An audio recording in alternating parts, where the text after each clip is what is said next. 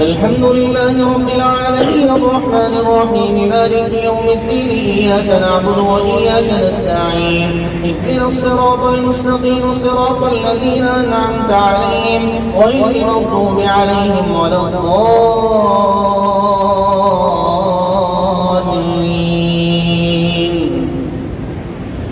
وقال الذي اشتراه من مصر لامرأته أكرمي مثواه عسى أن ينفعنا أو نتخذه ولدا وكذلك مكنا ليوسف في الأرض ولنعلمه من تأويل الأحاديث والله غالب على أمره ولكن أكثر الناس لا يعلمون.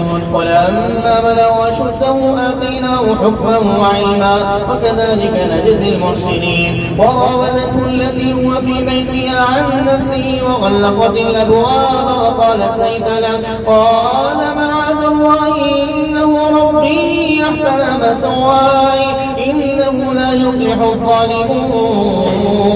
ولقد همت به وهم بها لولا أن رأى برهان ربي كذلك لنصرف عنه السوء والفحشاء إنه من عبادنا المخلصين. واستبق الباب وقدت قميصه من دبر وألف يا سيدها لدى الباب قالت ما جزاء من أراد بأهلك سوءا إلا أن يسجن أو عذاب أليم.